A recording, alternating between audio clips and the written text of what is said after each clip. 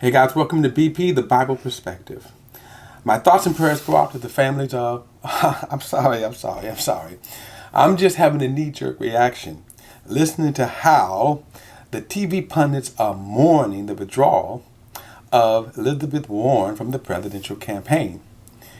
Now, before we get into this, and I'm going to get into why there's such a mourning, but listen, if you please like and share this video, and subscribe to BP, the Bible Perspective. And as always, if you have a thought or comment, add it in the comment section. All thoughts are welcome.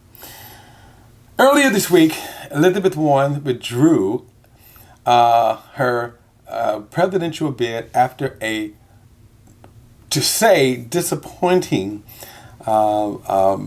Super Tuesday result. Also signaled to me this kind of period of mourning by TV pundits. They are treating her as if she was the last hope of a woman president.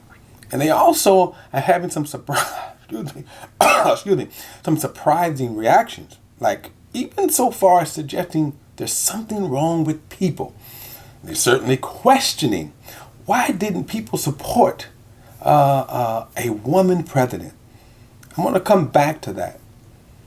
We have to understand something, by the way. Presidential campaigns always come like this in cycles. If you remember back in 2016, the Republicans had a wide range of people running, well, men anyway. Well, they had a woman too, okay? And so as these cycles go, they whittle down, and of course, Trump became the Republican nominee. Now, by the way, that is the case to study for the books, all right? Now, as he faces re-election, pretty much he faces it unopposed, right? Because he is a strong candidate. He is an incumbent. He has that edge, and his base loves him. So there's no serious candidate that can mount an opposing run on the Republican side.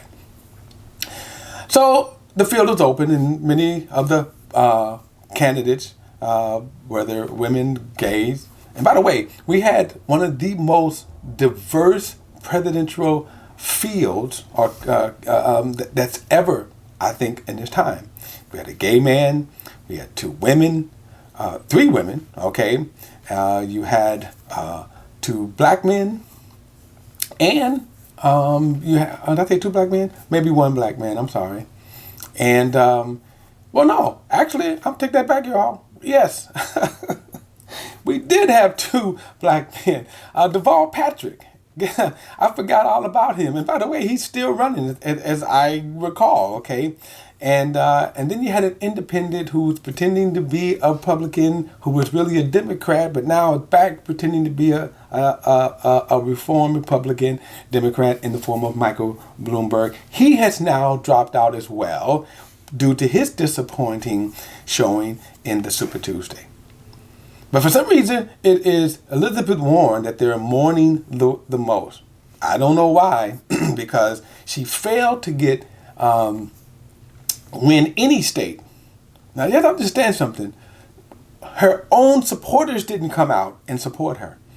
And that was the case, by the way, with all of the other fields, like the blacks, Kamala Harris, then Cory Booker, he never had a chance anyway. But Kamala Harris at least had some kind of splash. The question is why? In other words, why didn't the people, okay, connect? Now, here's my point. I'm going to come back to that point in a moment.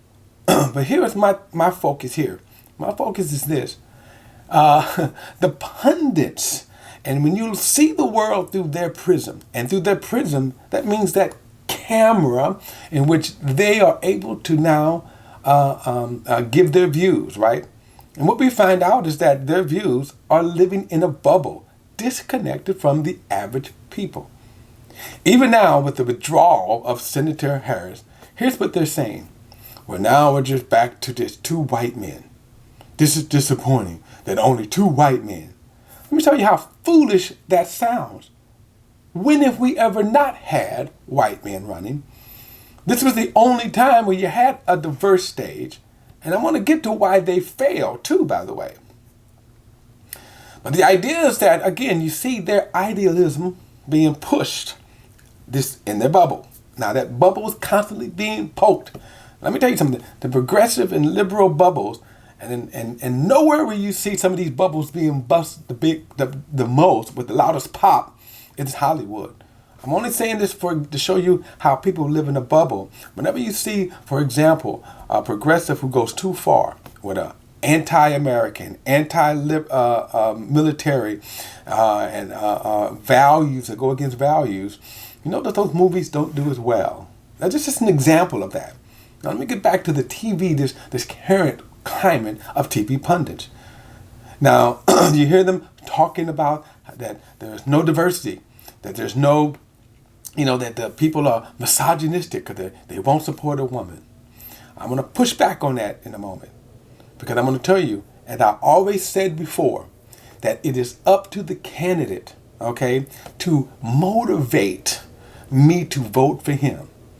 You see, the problem with Elizabeth Warren, I never liked her policies. I never liked her positions. She had a good showing when she attacked Bloomberg. But watch this, Bloomberg had a chance. Remember, he was spending $500 million, pushed out of the way, which is nothing to him. But let me just show you a point about this. There was a TV pundit who asked Bloomberg that does he think he should have the $61 billion that he has? I'm going to show you how asinine that question is. As if that pundit who was asking was to be able to earn that much, would he stop earning? Would he stop taking it?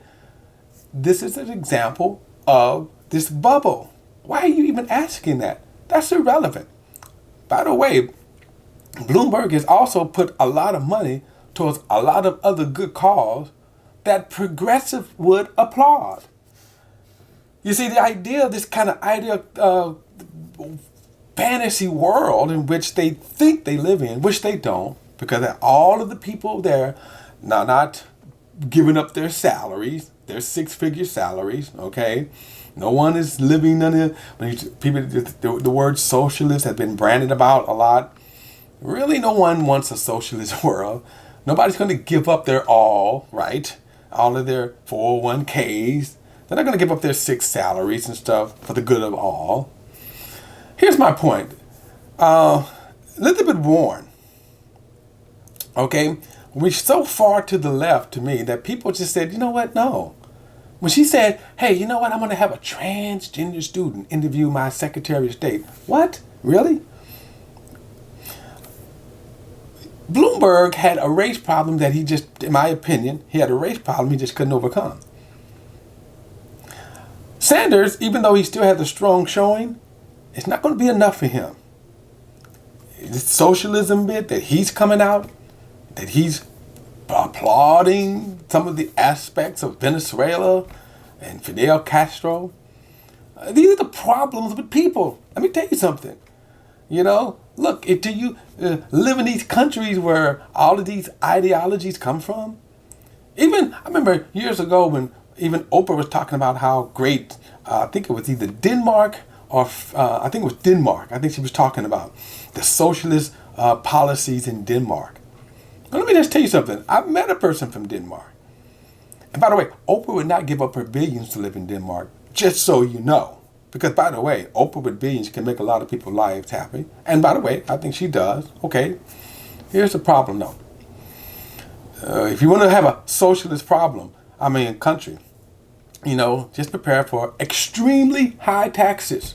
That's right, 50%, 60%, high taxes to have all of the free health care, free college, and all that kind of stuff.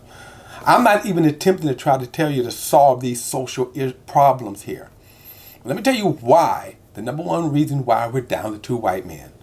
In my opinion, my prediction, I think it's going to emerge as Biden.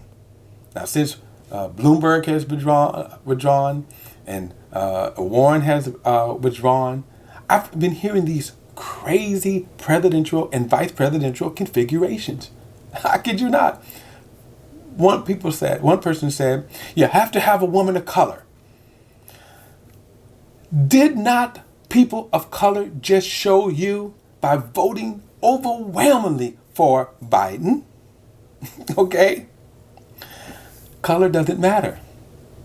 Why are they supporting Biden? Now, that's a serious question that I have, but here's my point. Are you listening to them? Are the candidates listening to them? I want to say this. I don't think the country was ready for a gay president, as in Buttigieg. He had a race problem. He had a gay problem. But more than that, you failed, Pete, to win my vote.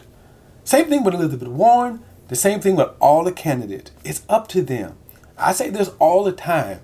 Candidates need to learn how to campaign.